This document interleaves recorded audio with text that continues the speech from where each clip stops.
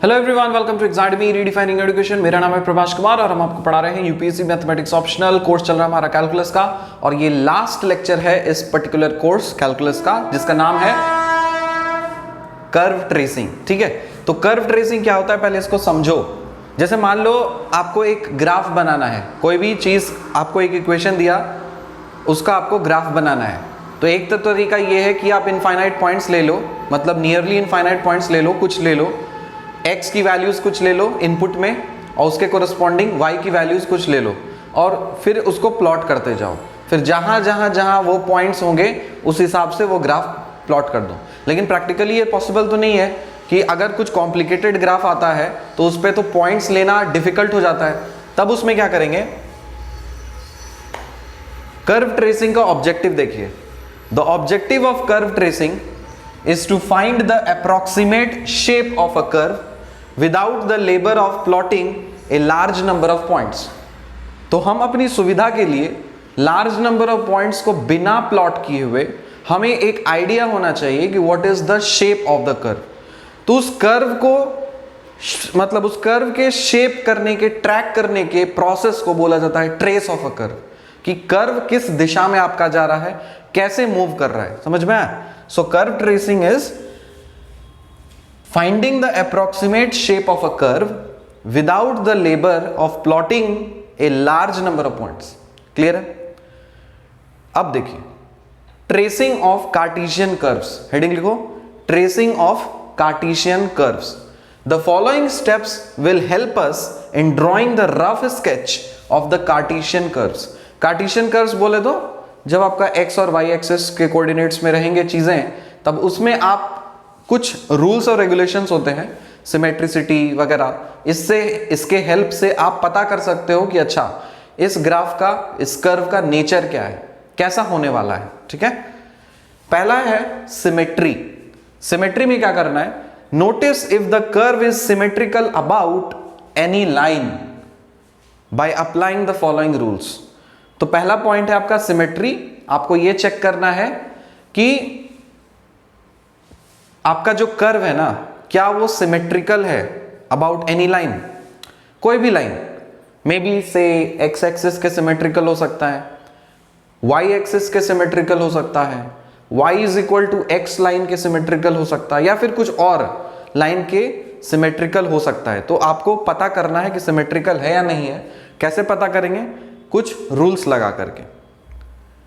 Number 1 लिखिए आप, symmetry about x axis. अब आपको चेक करना है कि आपका जो कर्व है वो एक्स एक्सिस के अबाउट सिमेट्रिक है या नहीं। क्या करना है? The curve is symmetrical about x axis if the equation contains only even powers of y. आपको इक्वेशन देखना है और अगर y का इवन पावर्स आपको दिख जाए, y का इवन पावर्स अगर आपको दिख जाए, तो अब आप बोलेंगे कि ये जो कर्व है ना, ये सिमेट्रिकल है अबाउट एक्स एक्सिस। फिर से रूल सुनिए, ट्रेसिंग ऑफ कार्टेशियन कर्व्स कर रहे हैं आप, मतलब कार्टेशियन कोऑर्डिनेट सिस्टम में आप कर्व को ट्रेस कर रहे हैं। The following steps will help us in drawing the rough sketch of the Cartesian curves. पहला स्टेप है इसमें सिमेट्री चेक करना, कि आपको यह चेक करना है कि आपका जो कर्व है किसी लाइन के अबाउट सिमेट्रिकल है या नहीं है। उसमें से पहला सब सेक्शन है आपका सिमेट्री अबाउट एक्स एक्सिस। आपका कोई भी कर्व एक्स एक्सिस के अबाउट सिमेट्रिकल तब होगा जब इक्वेशन में सिर्फ इवन पावर्स ऑफ वाई होंगे। तो यहां के वाई का अगर इवन पावर्स अगर आपको दिख जाए, तब आप बोल सकते हो कि this curve is symmetrical about x axis. Clear है? जैसे यहां पे है curve y square equals to 4ax, इस वाले कर्व में y का इवन पावर है, तो आप डेफिनेटली बोल सकते हो कि this curve is symmetrical about x axis. Clear? Next, symmetry about y axis. अब आपको यह चेक करना है कि आपका कर्व y एक्सिस के अबाउट सिमेट्रिकल है या नहीं है। The curve is symmetrical about y-axis if the equation remains unchanged when x is replaced by minus x. If the equation contains और if the equation contains only even powers of x। तो इसमें दो तरीके हैं। पहला ये कि जैसे यहां पे आपका y का सिर्फ और सिर्फ इवन पावर्स ऑफ y होना चाहिए, तो वो x एक्सिस के अबाउट सिमेट्रिकल होगा। इस केस में अगर इक्वेशन में x का सिर्फ इवन पावर है तो y एक्सिस के अबाउट सिमेट्रिकल होगा। दूसरा रीजन, दूसरा लॉजिक ये भी लगा सकते हो कि जब आप x को रिप्लेस करके -x लिखते हो तब आपका जो कर्व है, वो इक्वेशन है, वो अनचेंज्ड होना चाहिए। जैसे यहां पे x के जगह पे अगर आप -x का स्क्वायर करते हो तो फिर भी इक्वेशन नहीं बदलने वाला।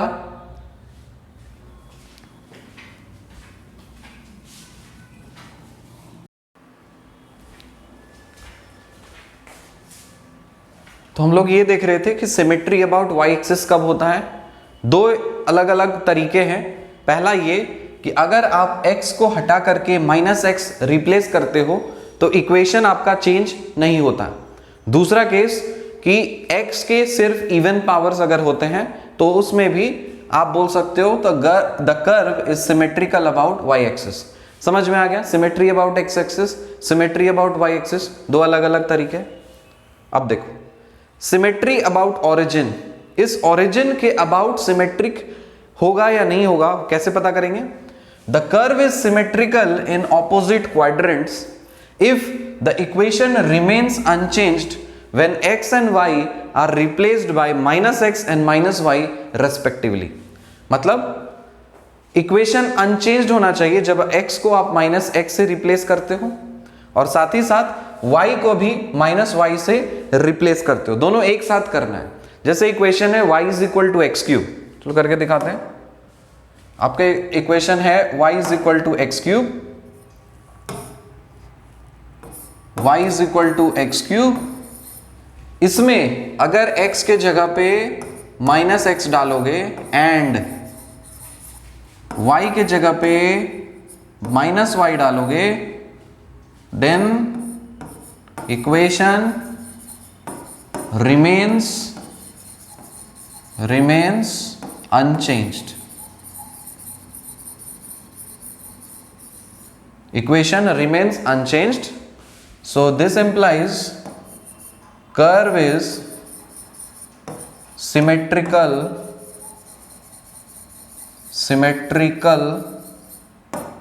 about origin।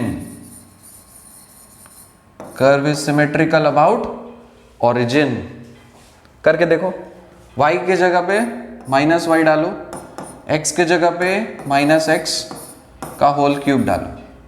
So -y is equal to -x cube, कट छट, y is equal to x cube. क्या आपका इक्वेशन बदला? आपका इक्वेशन नहीं बदला। तो जब भी आप x को -x से रिप्लेस कर दीजिए एंड साथ में एक नहीं करना, दोनों ही करना है, और उसके साथ साथ y के जगह पे -y कर देते हो और इक्वेशन आपका अनचेंज हो जाता है, तब आप बोल सकते हो the curve is symmetrical about origin. Origin के अबाउट सिमेट्रिकल है आपका कर्व। समझ में आया? तीन तरह का सिमेट्री देखा। अब देखिए, आपको देखना है कि symmetry about line y is equal to x। Line y is equal to x मतलब आप जानते हो क्या होता है? Line y is equal to x,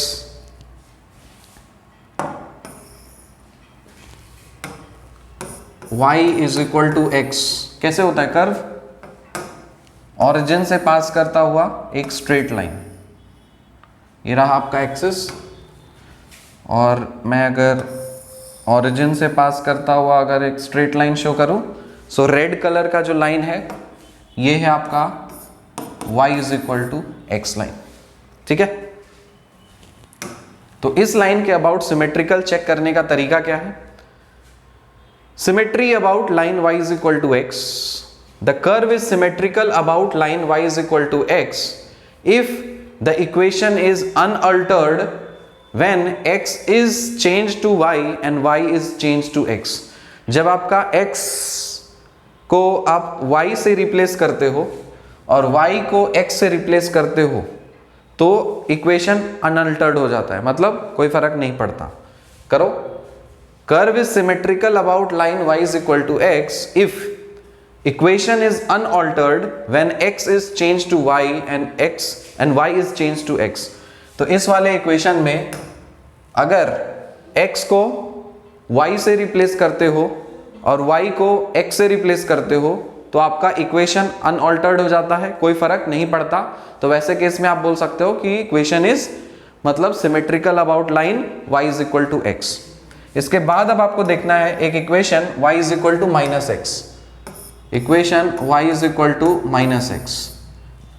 ये कैसे बनेगा, चलो थोड़ा सा प्लॉट करते हैं हम, x और y की वैल्यूज लेते हैं, फिर आपको समझ में आएगा कि ये कर्व किस तरह से जाएगा।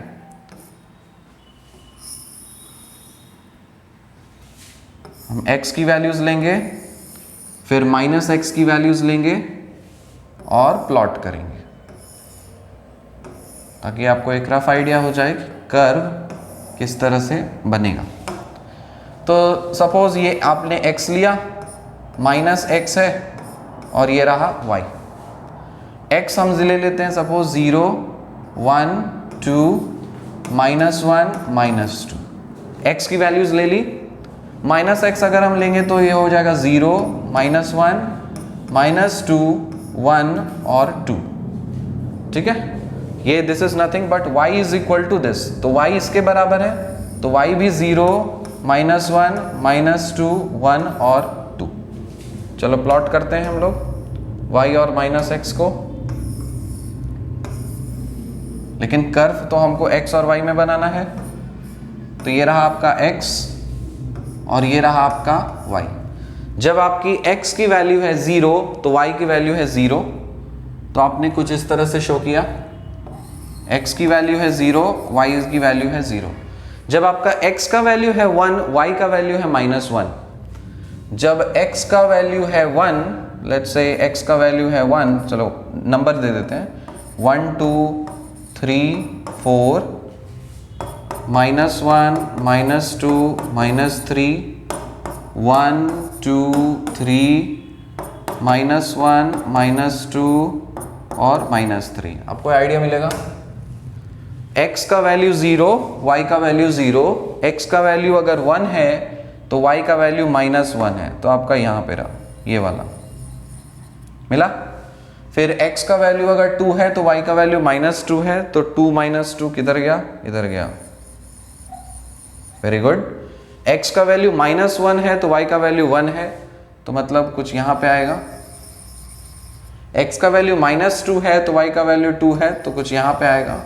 मतलब y is equal to x आपका कुछ इस तरह से हो रहा था, और y is equal to -x आप ये हो जाएगा, ये जो लाइन है। So this represents y is equal to -x, y is equal to -x।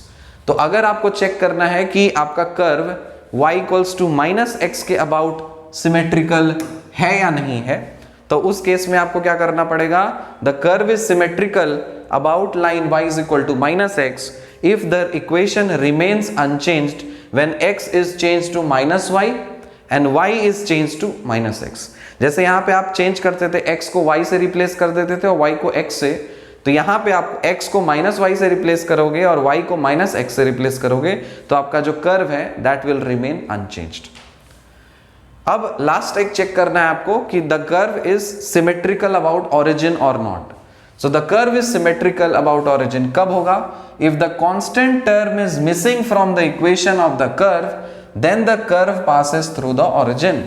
तो कॉमन सेंस का बात है, अगर मान लीजिए कोई भी इक्वेशन से कांस्टेंट टर्म आपका मिसिंग है, तब आप बोल सकते हो जो इक्वेशन है ना, so that is passing through the origin. ठीक, सिमेट्री आपने देख लिया। क्या क्या देखा आपने अभी तक? नंबर 1 आपने सिमेट्री देखा, नंबर 2 आपने ऑरिजिन देखा कि ऑरिजिन से पास कर रहा है या नहीं। ठीक है। तीसरा point of intersection, the curve meets x axis where y is equal to 0, putting y is equal to 0. If we get values of x, then the curve meets x axis.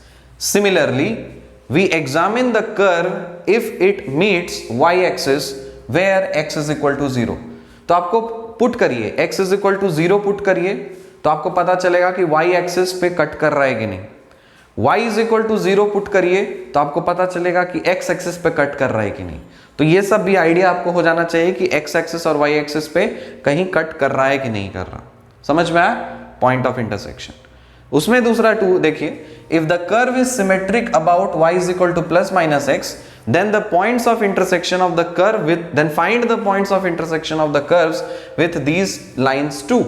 तो अगर आपका लाइन कर्व जो है y is equal to plus minus x के about symmetric है, तब आपको points of intersection निकालने हैं इसके रेस्पेक्ट में। करेंगे, प्रॉब्लम सॉल्व करेंगे तो बचाएगा, फिलहाल अभी आप नोट करिए। चौथा नंबर आपको चेक करना है special points. Sometimes it becomes necessary to find few additional points. कभी कभी हमें यह जरूरत पड़ जाता है कुछ एडिशनल पॉइंट्स को ध्यान में फाइंड करने के लिए। फॉर एग्जाम्पल, जैसे the points where the curve has maxima and minima of the given function. मतलब आपको ये कभी कभी चेक करना रहता है कि कहां कहां फंक्शन का मैक्सिमा और मिनिमा हो सकता है। दूसरा, region of concavity and convexity and the points of inflection.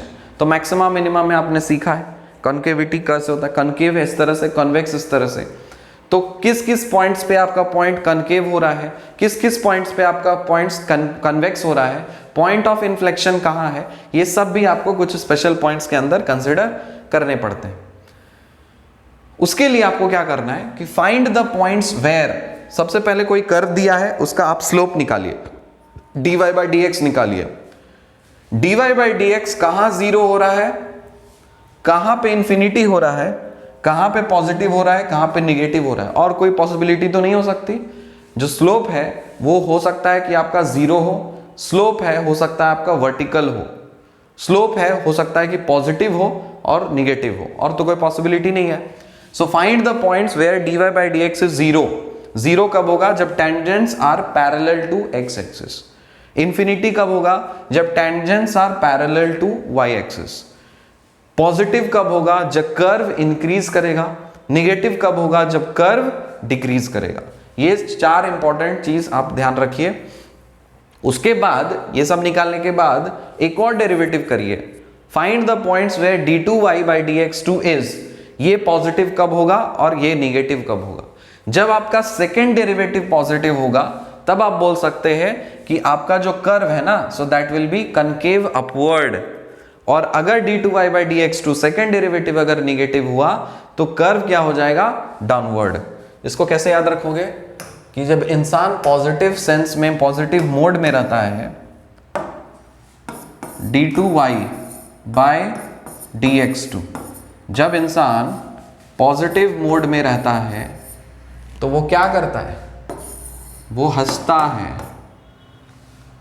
और जब इंसान का मूड नेगेटिव होता है तो वो क्या करता है, वो रोता है। ठीक है, तो आप क्या बोल सकते हो कि ये d2y बाई dx2 अगर आपका पॉजिटिव आया तब this is concave upward, concave upward. कैसे याद रखोगे, पॉजिटिव है ना, खुश मिजाज है, स्माइल करेगा। और आप इसको कनकेव डाउनवर्ड बोल सकते हो, कन्वेक्स अपवर्ड बोल सकते हो। हम कनकेव डाउनवर्ड बोल रहे हैं, कनकेव डाउनवर्ड। तो जब निगेटिव होता है तब वो रोता है।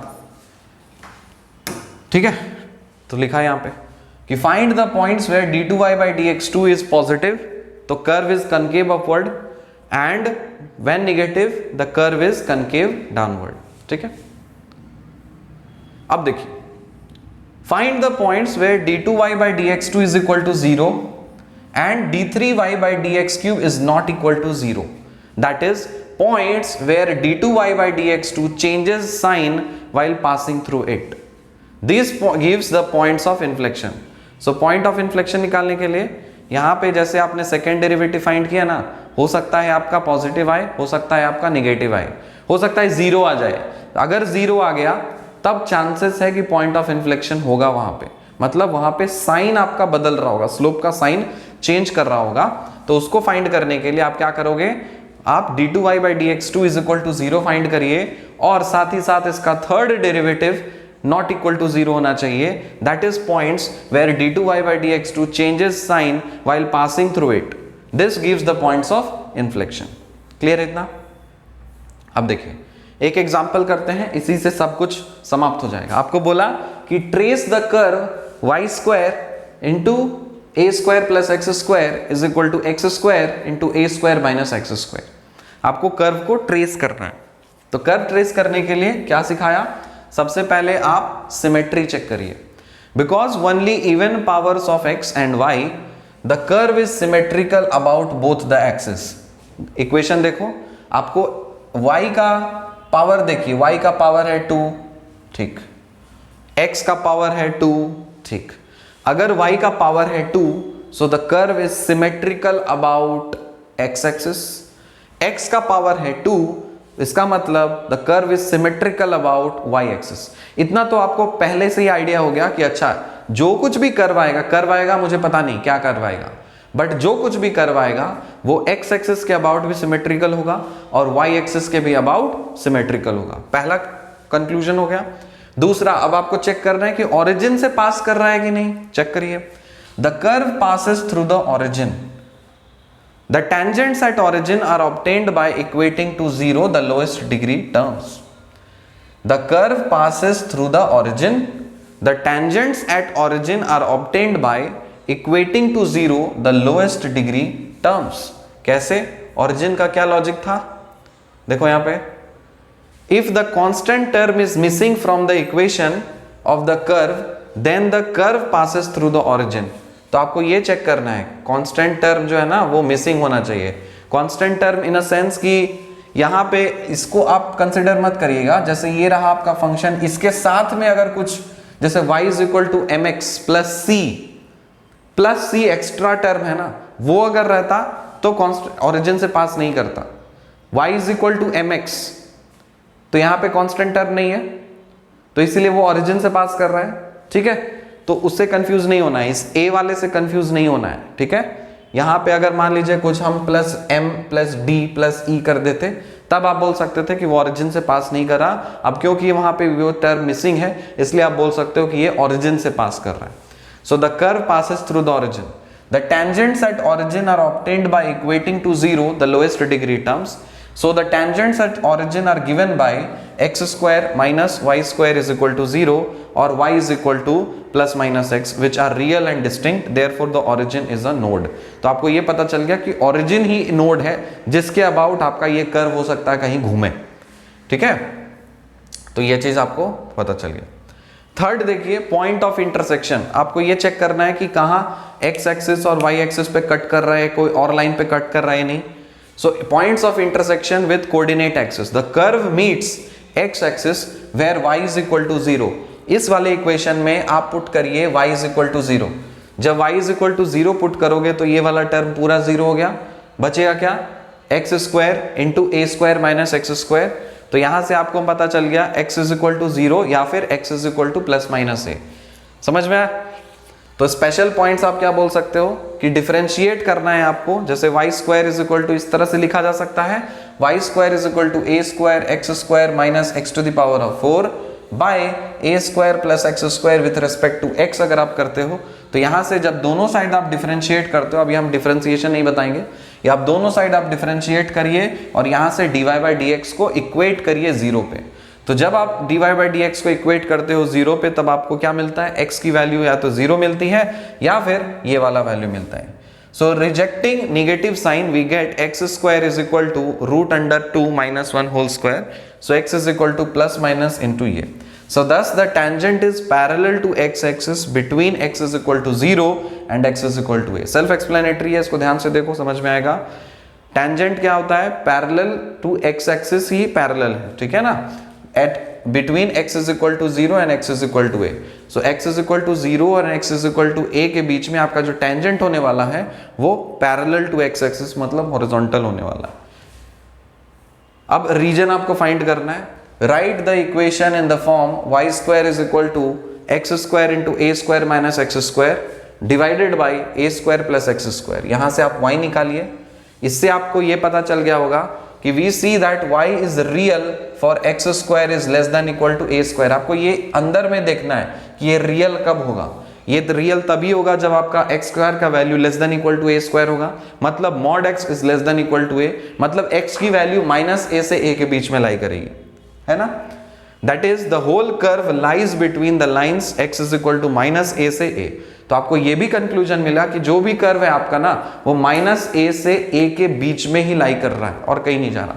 तो इतने सारे कंक्लूजन्स हैं कि आपका जो x इज इक्वल टू 0 से x is equal to a के बीच में आपका स्लोप हॉरिजॉन्टल होने वाला है, आपको ओरिजिन से पास करने वाला है, ठीक है ना, सिमेट्रिकल है x एक्सिस के y एक्सिस के। तो इतने सारे कंक्लूजन से आप कर्व कुछ इस तरह से बनाओगे। तो आपका कर्व मिल गया कुछ इस तरह से, ये कर्व बन गया आपका सिमेट्रिकल। ये चीज समझ में आ रहा है, x is equal to, so x is equal to root under root 2 minus 1 into a। So ये आपका टेंजेंट मिला, ठीक है। पहला एग्जाम्पल था तो हो सकता है थोड़ा सा आपको दिक्कत हो, क्योंकि ये एग्जाम्पल ही है। इसके और रिलेटेड जो आपके प्रीवियस ईयर क्वेश्चंस में आएंगे वो सब कराएंगे, चाप मत लो। With this I am ending this course officially, क्योंकि कोर्स जल्दी से कंप्लीट करना आवश्यक है, ताकि आपका एक बेस, एक फ्रेमवर्क रेडी हो गया। इसके बाद जितने भी एडवांस लेवल के क्वेश्चंस हैं, वैरायटीज ऑफ क्वेश्चंस हैं, वो सब कराएंगे। चाप मत लो, हड़बड़ाओ मत, फर्स्ट कोर्स कंप्लीट करना जरूरी है। वरना ये कोर्स अगर हम इसमें एक चीज, हर एग्जाम्पल इसी में कराते चल गए तो पूरा का पूरा कोर्स हो जाएगा बर्बाद, और यूपीएससी मैथमेटिक्स कोर्स कभी खत्म नहीं होगा, ठीक है। तो let me and this course first, let me end the entire complete 13 courses of UPSC mathematics option, then we will enter into the second level, which is question practice and previous year question papers. So please be assured that I'll be covering the entire question series, सब कुछ मैं cover कराऊंगा, चाप मत लो। पहले मुझे ये complete करने दीजिए, यूपीएससी मैथमेटिक्स ऑप्शनल का कोर्स कंप्लीट करने के बाद फिर हम लोग प्रीवियस ईयर क्वेश्चंस चुन चुन के एक एक क्वेश्चन पे बनाएंगे। एक क्वेश्चन पे एक ही वीडियो रहेगा और उस क्वेश्चन का रिलेटेड कॉन्सेप्ट उसी वीडियो में आपको समझाया जाएगा। तो हड़बड़ाना नहीं है, हड़बड़ाने से कुछ नहीं होता, हड़बड़ाना नहीं है। रिक्वेस्ट है कि be patient, have faith on us and give time and do support us, that's it. मिलते हैं आपसे अगले लेक्चर में, मिलते हैं आपसे अगले किसी और कोर्स में, तब तक के लिए बाय।